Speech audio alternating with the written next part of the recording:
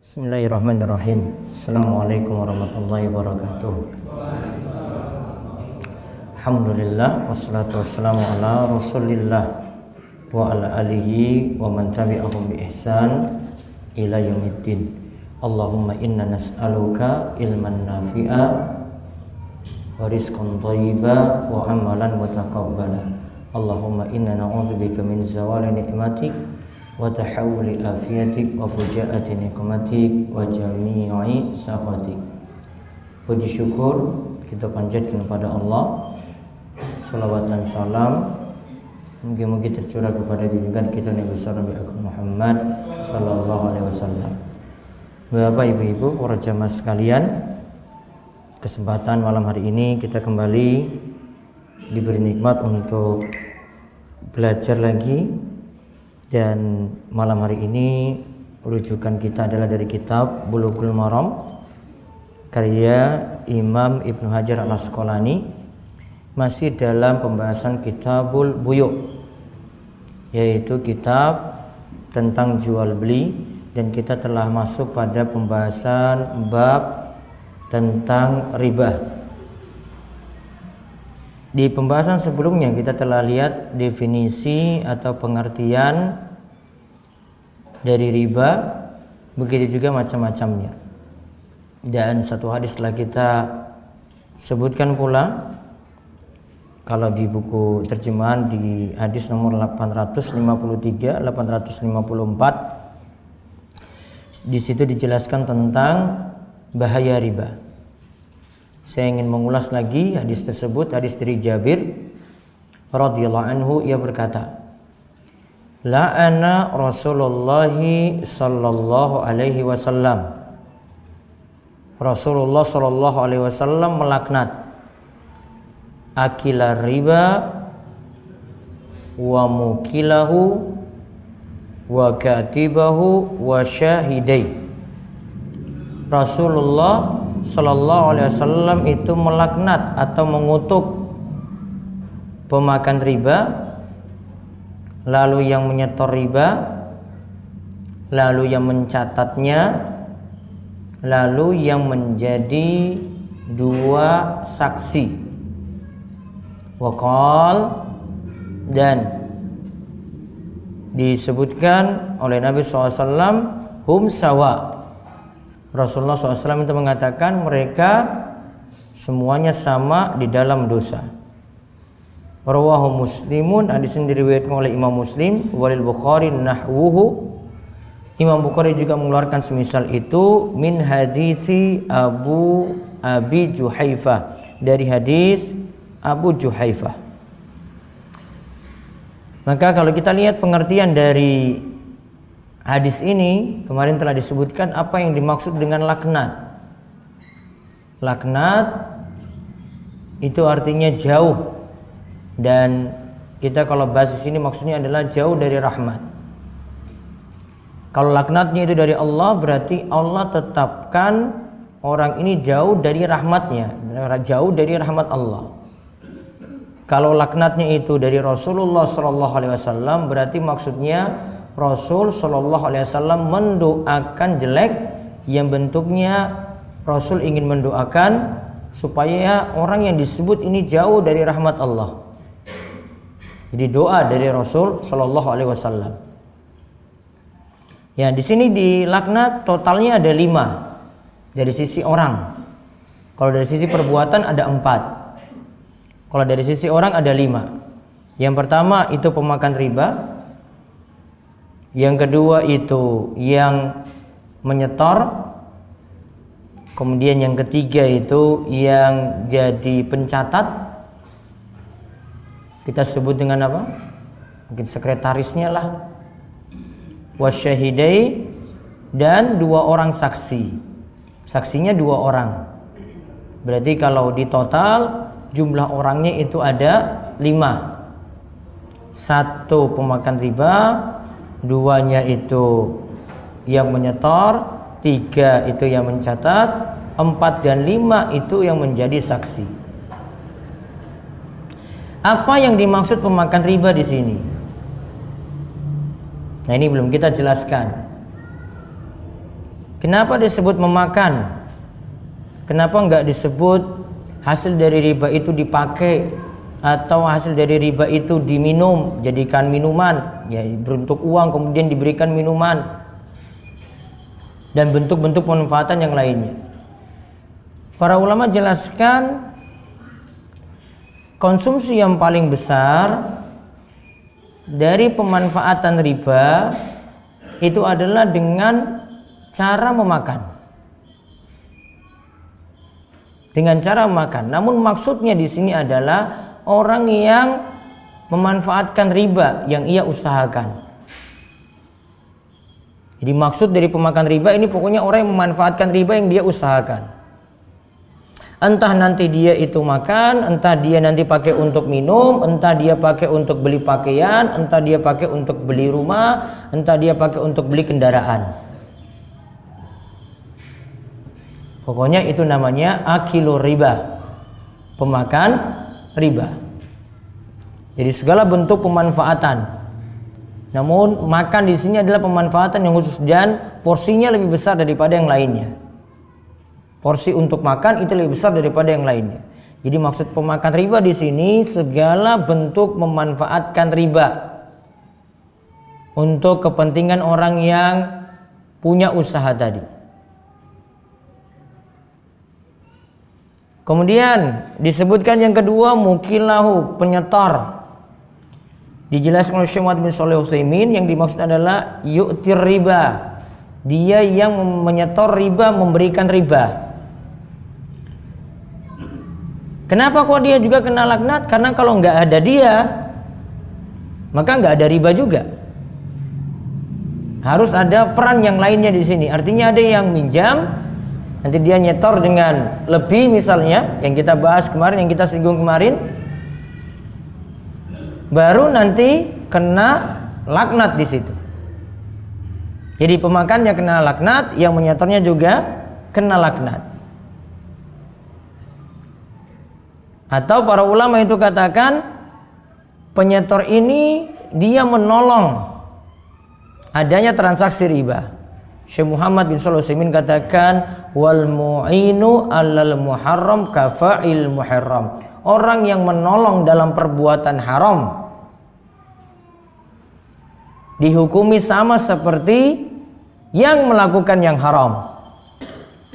Jadi orang yang menolong, orang yang mendukung, itu hukumnya sama dengan orang yang lakukan perbuatan haram.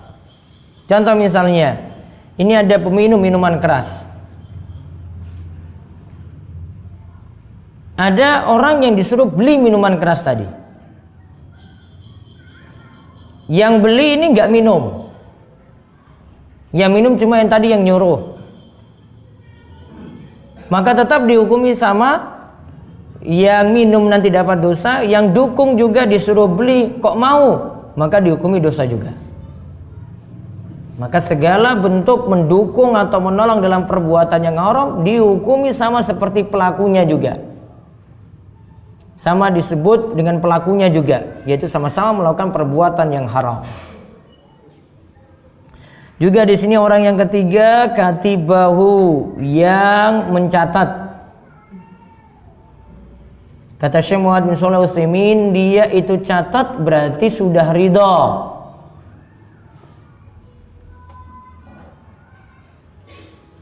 Berarti sama, dia berserikat, bekerja sama dengan pelakunya tadi pemakan riba.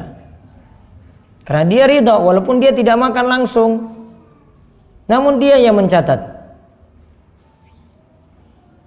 Sama juga dengan orang yang keempat dan kelima, yaitu yang jadi dua saksi,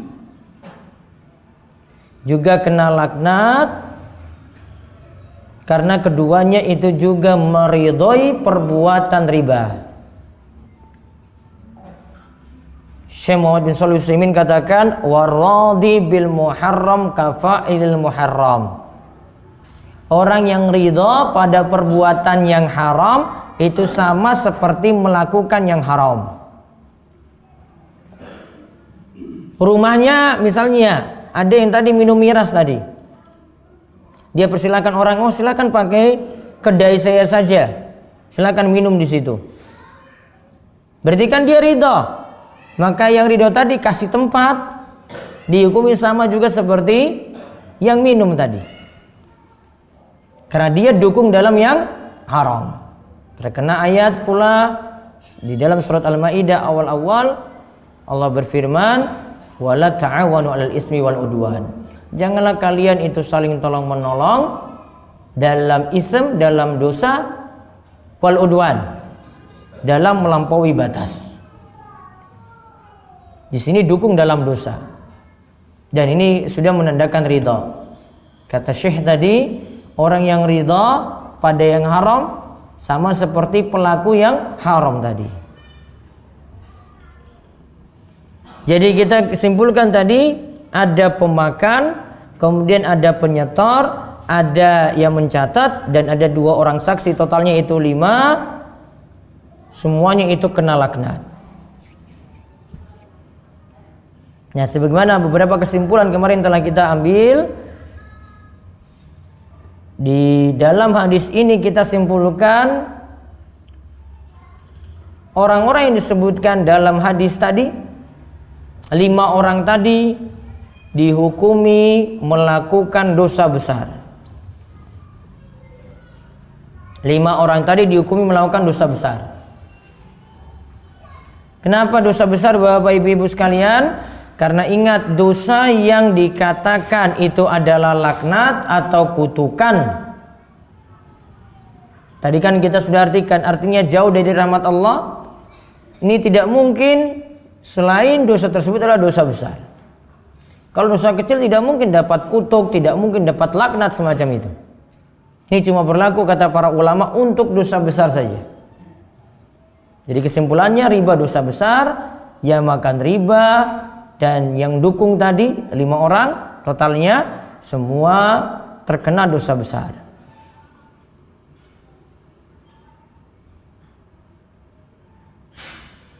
Kemudian faedah yang lainnya lagi dari hadis ini, orang yang menolong dalam yang haram dihukumi sama seperti pelaku yang haram, walaupun dia adalah orang yang terzolimi. Lihat dalam transaksi riba di sini yang kita bahas, orang yang menyetorkan terzolimi. Terzolimi atau bukan? Terzolimi. Walaupun dia terzolimi, dia juga dihukumi dosa. Ya, walaupun dia terzolimi juga dihukumi dosa. Karena dia telah mendukung dalam yang haram tadi.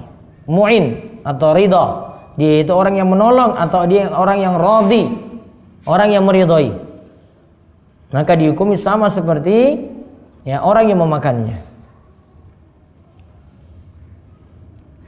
Kemudian faedah yang ketiga lagi, hadis ini menunjukkan tidak boleh bersaksi untuk transaksi yang haram. Termasuk juga untuk akad-akad yang haram. Ini transaksi yang dicatat adalah transaksi yang haram. Yang bersaksi hadir di situ, lihat, oh saya saksikan ini, transaksi ini sedang ditandatangani. Namun transaksinya yang ada itu adalah transaksi yang haram, maka dihukumi haram pula.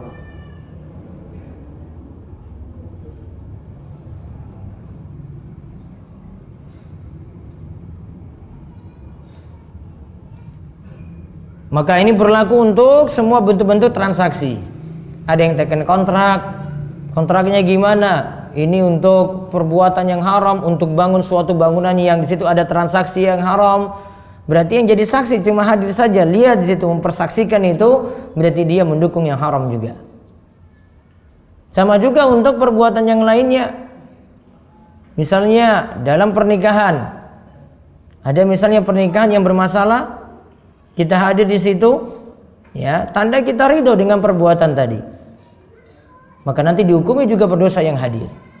Contoh misalnya, kalau megang prinsip ada orang yang hamil di luar nikah, nikah bermasalah. Kalau kita hadir seakan-akan mendukung itu. maka baiknya tidak hadir. Karena sama seperti kita bahas di sini masalah mempersaksikan perbuatan haram. Ya, kalau saya masih menilai pernikahannya itu bermasalah, walaupun disahkan dalam sisi hukum. Ya, hukum di dunia terserah. Namun hukum yang nanti jadi valid atau jadi sah itu adalah hukum di sisi Allah. Mau ditandatangani, mau diapain seperti itu, kalau dikatakan sah di dunia, ya kalau Allah menilai berbeda, maka hukum Allah itu yang menang. Maka kalau tahu ada acara semacam itu, ya kita tidak setuju dengan hal tadi, maka baiknya tidak menghadirinya. Tanda tidak meridhoi perbuatan tersebut. Ini sama seperti persaksian yang kita bahas.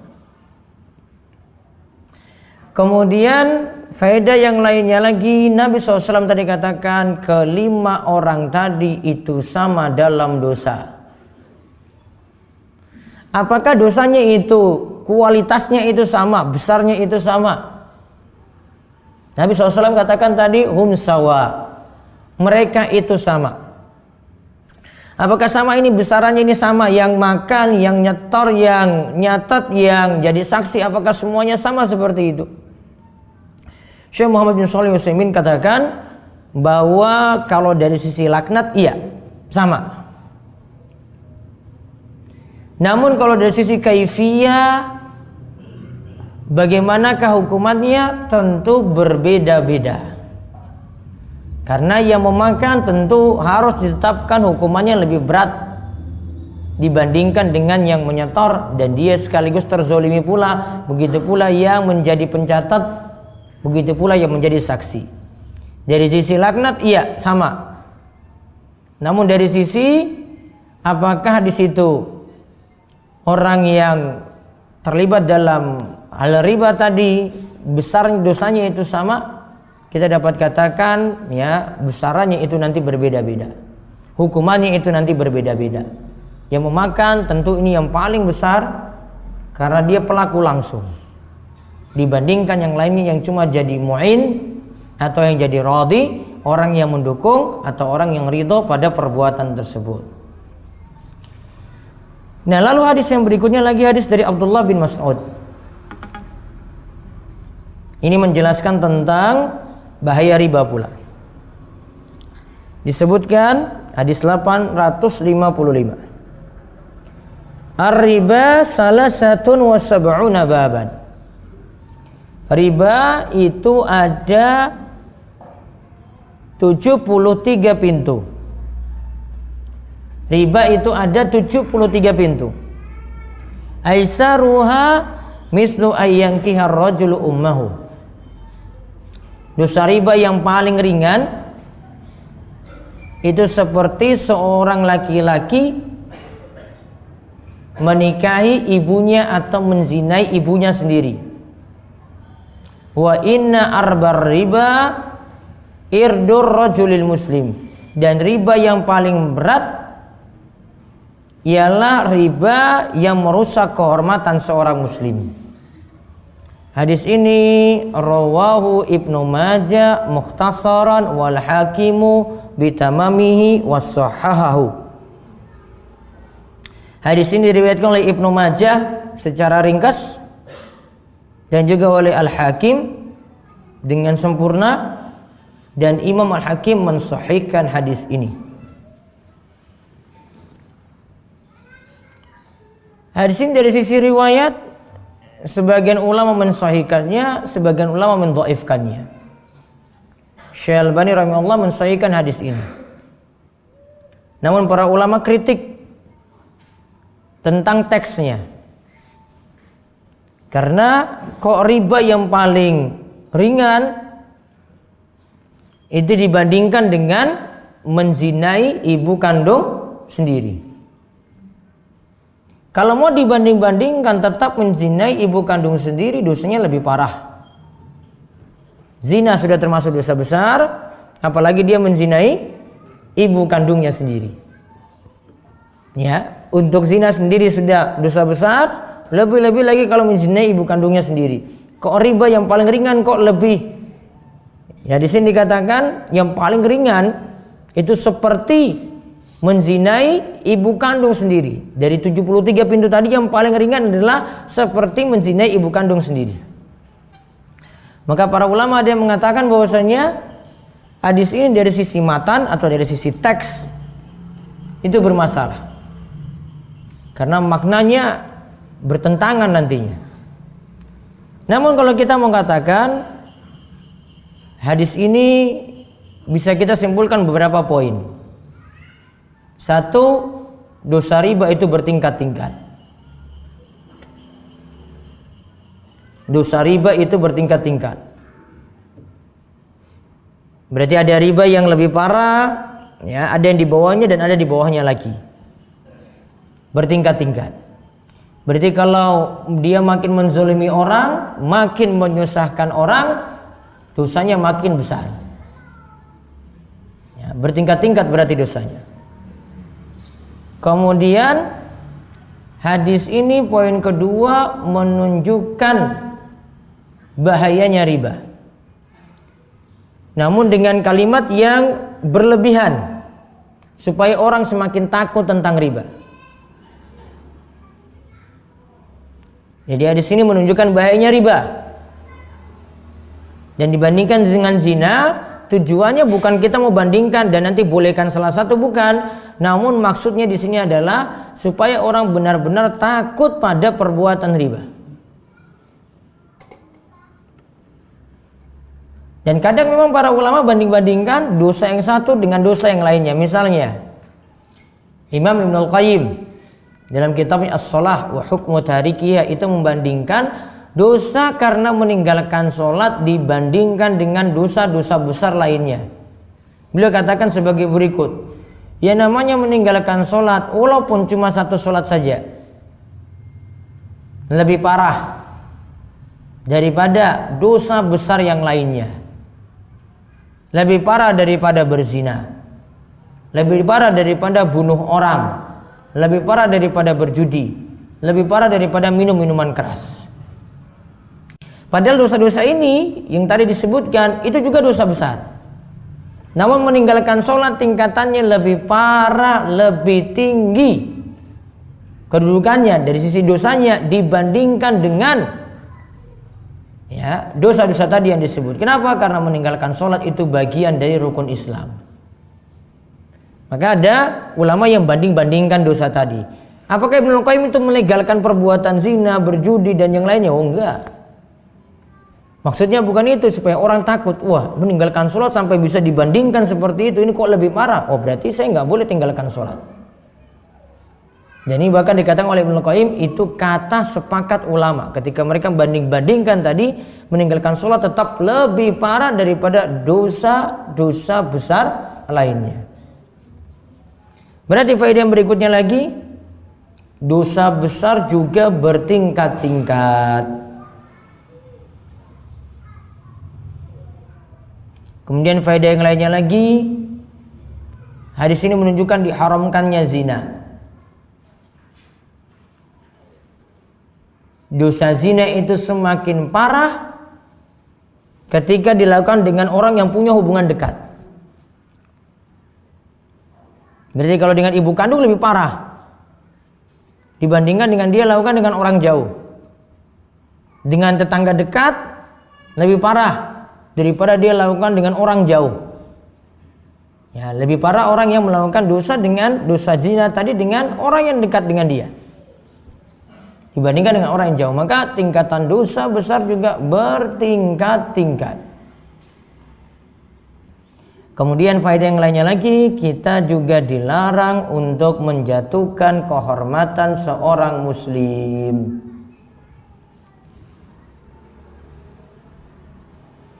Dan ini akan semakin laris nantinya kalau masa-masa kampanye. Ya, itu sudah semakin laris. Jatuhkan kehormatan muslim satu dan lainnya.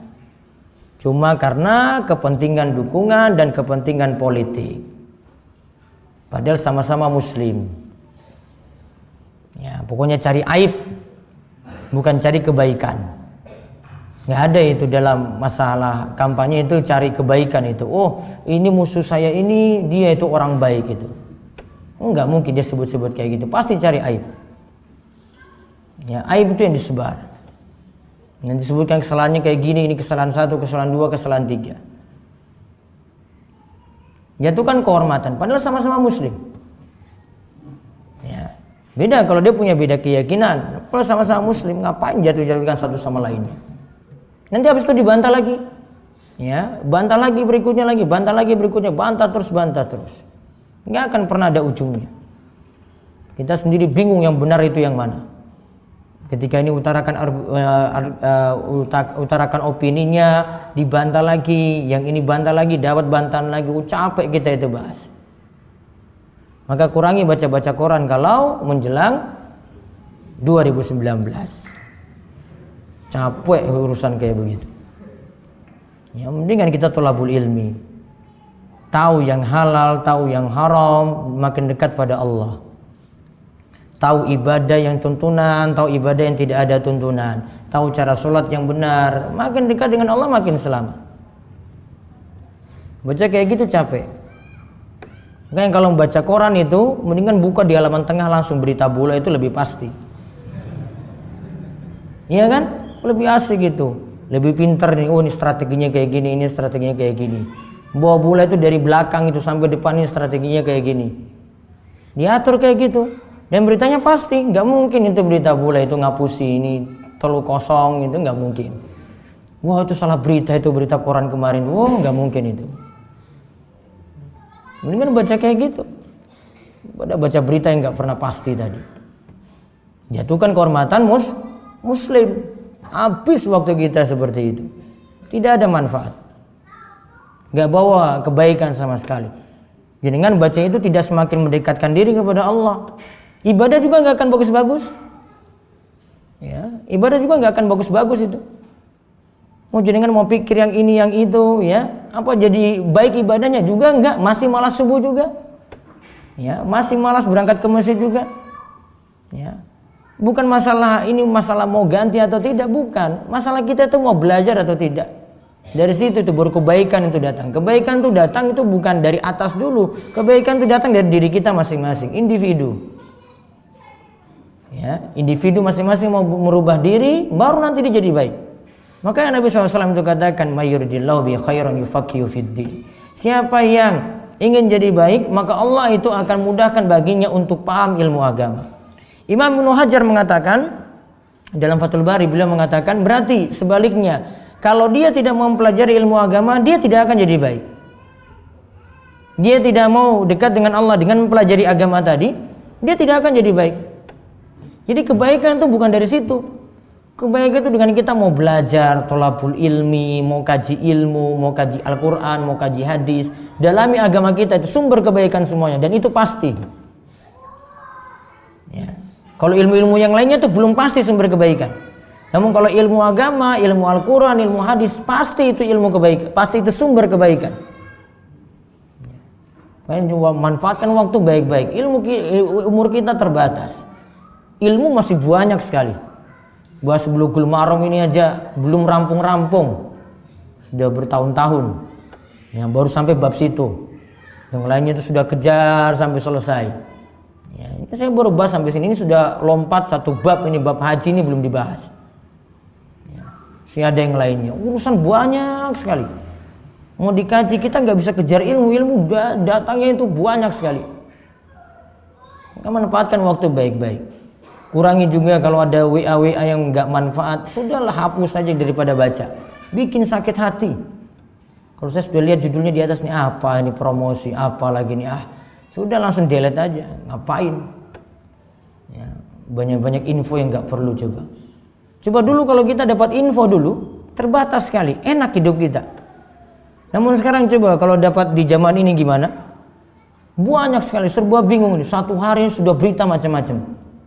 Itu pun nggak tambah iman juga, tambah syubhat, amalan-amalannya nggak jelas. Mau masuk nanti bulan ini, bulan itu, dikasih tahu amalannya ini, amalan itu. Nggak pakai dalil. Cuma ngawur saja kirim pesan, nggak pakai sumber-sumber lagi. Kira agamanya itu agama yang dia buat, agama itu Allah dan Rasulnya yang buat, bukan kita yang buat. Nggak bisa sembarang-sembarangan untuk membuat ajaran-ajaran baru, nggak bisa. Maka manfaatkan waktu baik-baik, thalabul ilmi, jangan sibuk untuk menjatuhkan kehormatan sama muslim. Ingat, muslim itu sama-sama muslim sudah. Kita mau nuduh orang itu kafir, mau nuduh dia itu ya punya pemahaman sesat, wah itu berat sekali itu. Mendingan kita nggak urus dia daripada kita urus dia. Oh ini dia itu kafir, dia ini dukung orang kafir. Mana buktinya? Kalau nggak ada buktinya, kita kena dosa sendiri itu. Kamu kok sibuk korek-korek aibnya, ya bilang dia itu kafir, bilang dia ini dukung kafir. Apa coba? Mana buktinya? Harus datangkan bukti. Gak bisa jatuhkan kehormatan seorang muslim sembarangan. Ini bicara masalah negara, sama seperti kita bicara dengan masalah tetangga juga sama. Manfaatkan waktu baik-baik. Kehormatan muslim itu lebih berharga sekali. Coba di sini sampai dibandingkan itu dengan dosa riba coba. Berarti sama-sama berharganya itu. Dosa riba, dosa besar, jatuhkan kehormatan muslim juga berarti sama juga.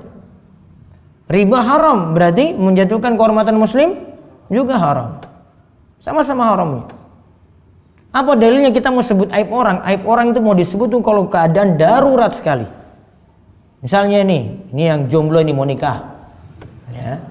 Terus dapati perempuan kayak gini. Dia tanya sama temannya, ini perempuan ini gimana? Wah, perempuan itu nggak bagus tuh mas. Cari aja yang lain. Oh kenapa nggak bagus? Nah kamu korek itu nggak apa-apa. Kenapa nggak bagusnya? Namun kalau nggak ada tujuan itu, kamu cari-cari aib dia, dosa. Ya, oh jeleknya itu di mana? Sebutkan dong. Ya padahal juga dia nggak naksir juga, nggak ngapa-ngapain juga gitu. Korek aibnya, terus dosa kamu cari-cari aibnya. Itu namanya tajassus, cari-cari aib orang. Keadaan darurat baru boleh. Sama juga yang perempuan cari aib laki-laki. Oh laki-laki ini saya tahu gimana ya. Nah cari tahu, temannya bilang, oh itu laki-laki itu so alim, dia nggak pernah ke masjid. Jumatan saja boleh ke masjid, subuh saja nggak pernah. Oh begitunya. Oh aibnya disebut, manfaat nggak? Jadi bahan pertimbangan. Boleh. Itu jatuhkan kehormatan seorang muslim, namun apa? Punya tujuan. Sama seperti Fatimah binti Qais, seorang sahabat wanita, janda kembang. Ya, ini janda kembang. Ketika sudah masa iddahnya itu rampung, diincar 3 orang. Diincar berapa orang?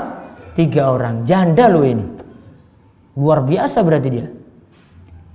Rasulullah SAW sudah katakan pada Fatimah, Fatimah, kamu kalau selesai masa iddahmu, tolong lapor saya. Maka dia datang di hadapan Rasul. Wahai Rasulullah, sekarang sudah nunggu saya, mau melamar saya 3 orang. Muawiyah, ya, kemudian Abu Jaham, kemudian yang ketiga itu Usama bin Zaid. Dia beritahu 3 orang ini supaya Rasulullah SAW memberikan penilaian. Ya, berikan penilaian berarti ada sisi positif, ada sisi negatif. Harus diberitahu. Maka ketika itu Rasulullah SAW katakan tentang Abu Jaham tadi. Yang orang yang pertama Abu Jaham ini biasa bawa tongkat di depan istrinya. Tahu maksudnya apa?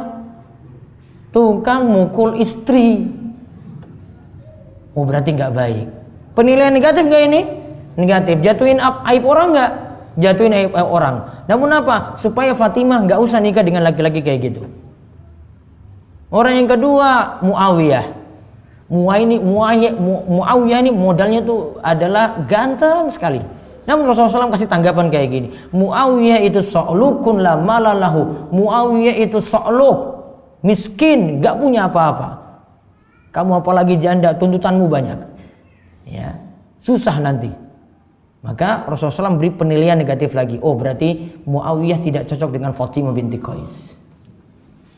Penilaian negatif enggak? Negatif ini. Jatuhkan aib orang muslim enggak? Jatuhkan.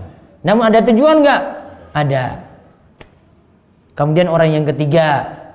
Siapa orang yang ketiga? Usama bin Zaid. Usama bin Zaid tidak punya modal tampang. Hitam orangnya. Namun Rasulullah SAW katakan, sudahlah kamu dengan Usama bin Zaid. Fatimah yang ayu, yang cantik tuh merasa masa dengan Usama. Ya, dia bantah seperti itu dengan Usama. Sudahlah ya Fatimah, kamu nikah dengan Usama saja. Rasulullah SAW bilang kayak gitu. Kalau kamu nikah dengan dia, pasti kamu akan mendapatkan kebahagiaan. Lantas Fatimah menuruti apa kata Rasulullah SAW. Ya jadilah dia menikah dengan Usama bin Zaid, walaupun hitam. Jadi yang hitam jangan pesimis. Nggak usah khawatir. Usama saja masih lebih unggul nih, lihat. Ya, Usama masih lebih unggul. Karena bapaknya juga ya dicintai oleh Rasulullah SAW. Usama dan bapaknya Zaid itu sama-sama dicintai. Nah, maka ketika itu setelah pernikahan kemudian ketemu lagi dengan Rasulullah SAW, kemudian dia utarakan, kalau orang-orang tahu ya antara saya yaitu Fatimah dan Usama, mungkin yang paling bahagia di muka bumi itu adalah kami. Ya. Sebelumnya tadi apa? Masing-masing dari pasangan tadi, masing-masing dari calon tadi itu dijatuhkan kehormatannya. Punya tujuan, boleh. Kalau punya tujuannya mendesak kayak gini. Kalau nggak ada tujuan nggak boleh sama sekali. Apalagi itu berita bohong, berita nggak benar nggak boleh. Ini semua tadi aibnya benar ini. Abu Jaham itu kayak gimana, Muawiyah kayak gimana, benar semuanya. Bukan hoax, ya, bukan berita bohong, bukan dibuat-buat, bukan pakai karikatur. Nanti orang ini mukanya yang seperti itu dibuat jadi tembem gitu, main-main dengan muka orang lagi diedit-edit, ya. Bukan nyebut aib itu bukan kayak gitu. Itu jatuhkan orang benar-benar. Maka asalnya jatuhkan kehormatan muslim itu apa? Haram. Kecuali dalam keadaan darurat. Maka ada istilah ghibah. Ghibah itu kenapa diharamkan? Karena jatuhkan kehormatan seorang muslim. Ghibah itu jatuhkan kehormatan seorang muslim. Padahal ghibah ini membicarakan aib yang benar ada. Ada yang lebih parah daripada ghibah, memfitnah atau buhtan, berbicara bohong tentang orang lain padahal tidak ada pada orang tersebut. Itu namanya buhtan, lebih parah lagi daripada ghibah. Ya, maka manfaatkan waktu biar tidak sibuk untuk menjatuhkan kehormatan orang lain. Terus kita lihat lagi hadis Abu Sa'id Al-Khudri, hadis 856. Abu Sa'id Al-Khudri radhiyallahu anhu, anna Rasulullah sallallahu alaihi wasallam qala, Rasulullah sallallahu alaihi wasallam itu bersabda, la tabi'u dzahab bidzahab illa mislan bimislin wa la tushifu ba'daha ala ba'din wa la tabi'ul wariqa bil wariqi illa mislan bimislin wa la tushifu ba'daha ala ba'din wa la tabi'u minha ghaiban binajizin. Muttafaqun alaih. Abu Sa'id Al-Khudri radhiyallahu anhu menyatakan bahwasanya Rasulullah sallallahu alaihi wasallam itu bersabda, janganlah menjual emas ditukar dengan emas kecuali yang sama sebanding, dan jangan menambah sebagian atas yang lain.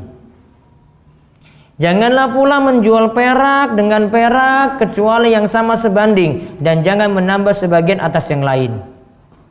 Dan janganlah menjual perak yang tidak tampak dengan yang tampak. Muttafaqun alaih. Hadis ini diriwayatkan oleh Imam Bukhari dan Muslim.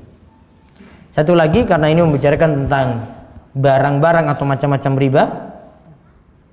Hadis 857 dari Ubadah bin As-Samit radhiyallahu anhu, ia berkata bahwasanya Rasulullah sallallahu alaihi wasallam bersabda, "Adz-dzahabu biz-dzahabi wal fiddatu bil fiddati wal burru bil burri wasy-sya'iru bis-syairi wat tamru bit tamri wal milhu bil milhi mislan bi mislin sawa'an bi sawa'in yadan bi yadin fa idza ikhtalafat hadhil asnaf fabi'u kaifa syi'tum idza kana yadan bi yadin."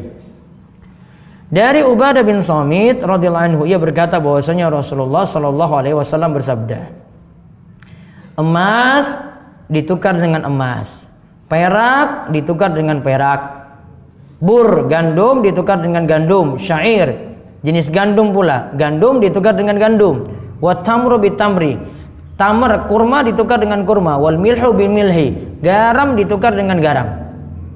Syaratnya apa? Mislan bi mislin sawaan bi sawain yadan bi yadin. Jumlahnya itu harus sama dan yadan bi yadin tunai. Fa iza ikhtalafat hazil asnaf fabi'u kaifa syi'tum. Namun jika berbeda jenis, berbeda kelompok, maka silakan jual semaumu. Idza kana yadan bi yadin. Namun kalau masih satu jenis, maksudnya satu kelompok, mas satu kelompok nanti akan saya bagi, ya, maka syaratnya harus tunai ya dan biyadin. Rawahu Muslim, hadis ini diriwayatkan oleh Imam Muslim. Maka kita simpulkan dahulu Judulnya komoditi ribawi. Barang atau komoditi ribawi.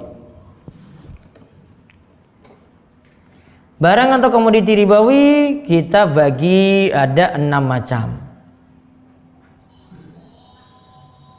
1, emas.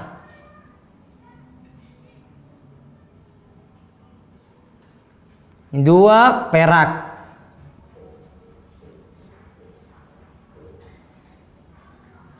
3, gandum kasar. 4, gandum halus. 5, kurma. 6, garam. Coba ulang dulu. 1, emas. 2, perak. 3, gandum kasar. 4, gandum halus. 5, kurma. 6, perak. Maaf, garam. Totalnya berapa? 6. 6 tadi kita sebut dengan komoditi ribawi. Kenapa disebut komoditi ribawi? Karena ada aturan untuk menukar masing-masing. Jadi kalau yang sama jenis itu nanti punya aturan untuk menukarnya. Kalau aturan ini tidak dipenuhi, jatuh dalam riba. Ya, jadi 6 ini. Nanti para ulama akan samakan dengan komoditi yang lainnya juga. Namun 6 ini dasar dulu. Ya, 6 ini dasar.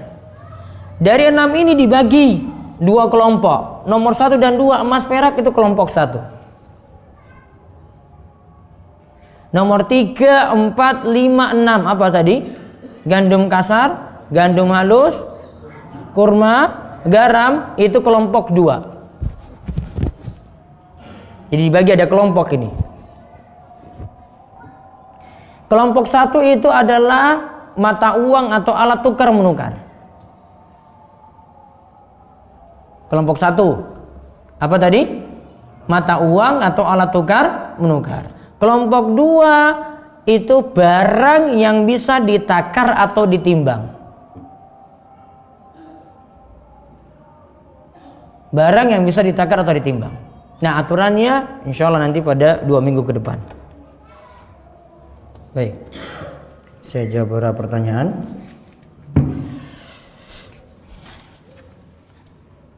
Assalamualaikum warahmatullahi wabarakatuh. Waalaikumsalam warahmatullahi wabarakatuh. Ustaz, apakah sholat gerhana itu dilakukan jika gerhana itu bisa dilihat dengan mata kepala? Sehingga kalau ada gerhana tetapi tidak bisa terlihat karena hujan atau mendung, apakah perlu sholat gerhana? Kita praktekkan hadis. Nabi SAW itu bersabda dalam hadis riwayat Bukhari, fa idza ra'aitumuhuma fafza'u ila shalah.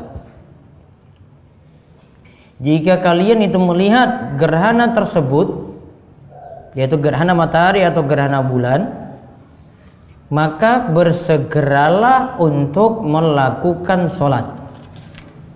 Maka bersegeralah untuk melakukan sholat. Para ulama katakan secara tekstual dari hadis ini menunjukkan kalau gerhana terlihat, maka sholat dilaksanakan dengan segera. Namun kalau gerhana tidak terlihat, walaupun orang bilang itu ada, karena gerhana tertutup dengan mendung, ya, tidak terlihat, tertutup awan, tertutup mendung, maka berarti tidak ada sholat gerhana. Jadi gerhana itu ada kalau terlihat saja. Jadi kalau mempraktekkan untuk berikutnya seperti itu. Wallahu a'lam. Mau pinjam yang berjanji melebihi ketika mengembalikan yang pinjam boleh tidak? Saya pinjam 10.000. Nanti saya kembalikan 11.000 waktu seminggu. Biar gampang keluar apakah masuk riba ataukah tidak? Kalau disebut di awal ini dikhawatirkan ini jadi syarat. Ya, ini jadi syarat, dua pihak berarti setuju. Maka saran saya tidak. Yang dibolehkan itu kalau adanya tambahan, namun bukan jadi syarat awal, jadi bentuk terima kasih. namun tidak disebutkan di awal. Cuma kerelaan saja dari yang meminjam karena sudah dibantu, kemudian dia bawa sesuatu, entah itu uang yang dia kembalikan, nih saya kasih kembali, maaf Pak, ini bentuk terima kasih saya, ini tambahan. Namun bukan disyaratkan di awal dan juga bukan jadi sesuatu yang memang sudah terbiasa di situ atau jadi regulasi di situ. Misalnya dalam rombongan RT misalnya, satu RT sudah pahami kalau pinjam apapun dari rombongan dari RT tersebut mesti kembalikan lebih. Maka kalau memang seperti ini berarti sudah jadi regulasi karena sudah umumnya tahu seperti itu. Maka itu sudah seperti aturan yang dibuat. Maka tetap tidak boleh. Yang dibolehkan tadi kalau tidak ada disyaratkan di awal. Ada seorang duda punya anak laki-laki dan ada seorang janda punya anak perempuan. Lalu duda dan janda tersebut menikah. Maka kedua anaknya tadi menjadi mahram. Nah, pertanyaannya, jika duda dan janda tersebut bercerai setelah mereka menikah, bagaimana status mahram anak mereka? Apakah tetap mahram atau tidak? Nanti jadi PR dulu untuk saya belum bisa menjawab. Jika ada yang memiliki rumah kos atau kontrakan di mana penyewanya melakukan perbuatan haram seperti zina dan yang lainnya, ada perbuatan haram yang lainnya juga dilakukan, namun si pemilik tidak mengetahui hal tersebut, apa hukumnya menurut Islam? Kalau pemilik nggak tahu, pemilik nggak kena dosa. Namun kalau pemiliknya itu tahu ada perzinahan di situ, ada mabuk-mabukan di situ, dan dia tahu itu dilakukan di kos-kosannya, maka langkah pertama, satu, ditegur orangnya. Kalau tidak mau berubah, mending dikeluarkan dari kos-kosan tersebut. Mungkin ada ganti rugi dari biaya kontrak yang sudah dibayarkan, tidak masalah. Yang penting kontrakan tadi jadi berkah. Dan kita tidak dukung dalam hal maksiat. Saya melihara kucing, tapi selalu mati. Hanya saja sebelum saya mau bertanya, saya melihara kucing, tapi selalu mati. Hanya saja sebelum kos kucing sehat. Baik. Jika masalah lingkungan kucing yang lain atau kucing tanpa pemilik tidak ada yang sakit, saya juga sedang hamil, takutnya ada hubungan dengan jin karena kematian kucing aneh-aneh. Sebenarnya hamilnya tidak bisa dikait-kaitkan dengan itu. Jangan anggap sial dengan kematian kucing tadi. Sama tahu iklim atau suasana situ yang tidak cocok untuk kucing tersebut, atau ada kucing-kucing yang lainnya lagi, sehingga tidak bisa dibawa kepada keadaan ibu tadi yang hamil. Wallahu a'lam. Kita diperintahkan segera menikah, akan tetapi rumah tinggal masih menumpang orang tua, bagaimana? Karena belum mampu beli atau kontrak, dan masih banyak masyarakat yang masih menumpang dengan orang tua. Berarti cari mertua saja mau kasih rumah, kan gampang kayak gini ya, jaga rumahnya. Kalau istilah orang Jawa itu kan ada yang tugasnya jaga tabon di situ ya, berarti dia nggak bisa pergi-pergi. Kamu syukuri dia gitu, dapat seperti itu. Alhamdulillah sudah dapat rumah lagi di sini, walaupun suruh jaga orang tua tadi. Itu ada di sini tuh kayak gitu. Jadi cari yang mau jaga tabunnya tadi, rumahnya gratis dikasih untuk kamu nanti. Bagaimana batasan aurat seorang istri dengan ipar? Apakah harus tertutup rapat? Istri dengan ipar itu bukan mahram. Dia dengan suaminya cuma punya hubungan pernikahan saja, dan yang jadi mahramnya itu ya dengan mertuanya. Dengan mertuanya itu jadi mahram. Namun dengan saudara dari suaminya, saudara laki-laki dari suaminya tidak jadi mahram. Maka apa sikapnya? Nabi SAW itu katakan alhamu al-maut. Ipar itu hati-hati, harus waspada. Waspadanya gimana? Ya karena ada sesuatu yang tidak diinginkan dengan ipar ini, bahkan bisa terjadi perzinahan juga dengan saudara dari suaminya tadi. Sehingga untuk masalah menjaga aurat tidak seperti dengan mahramnya. Kalau aurat ibu-ibu dengan mahramnya, ya yang para ulama Syafi'iyah itu sebut antara pusar dan lutut, itu auratnya. Namun kalau ini bukan dengan mahram, maka seluruh tubuhnya, kalau ulama Syafi'i rinci jadi dua, di dalam sholat dan di luar sholat. Kalau di dalam sholat, maka dia membuka muka dan telapak tangan. Dan kalau untuk di luar sholat, ya di situ ada yang bukan mahram, di sini ada beda pendapat. Ya, ada yang nyatakan itu tutup seluruh tubuhnya, muka dan tangannya juga. Namun kalau jumhur tetap berpendapat kalau ini tidak sampai wajib. Ya, tidak sampai wajib, artinya masih boleh membuka wajah atau telapak tangan. Nah, itu berarti auratnya di depan, iparnya seperti itu. Jadi tidak boleh bebas buka-buka rambut atau buka jilbab di hadapan iparnya sendiri, tidak boleh. Beda dengan di hadapan suaminya atau di hadapan mertuanya. Wallahu a'lam bishawab. Ini yang kita bahas untuk kesempatan malam hari ini, mudah-mudahan manfaat dan Allah terus meneguhkan kita dalam thalabul ilmi dan terus memberkahi dalam setiap aktivitas kita. Demikian kita tutup dengan doa kafaratul majelis. Subhanakallahumma bihamdika asyhadu an la ilaha illa anta astaghfiruka wa atubu ilaik. Insyaallah pekan depan kitabnya Umdatul Ahkam. Assalamualaikum warahmatullahi wabarakatuh.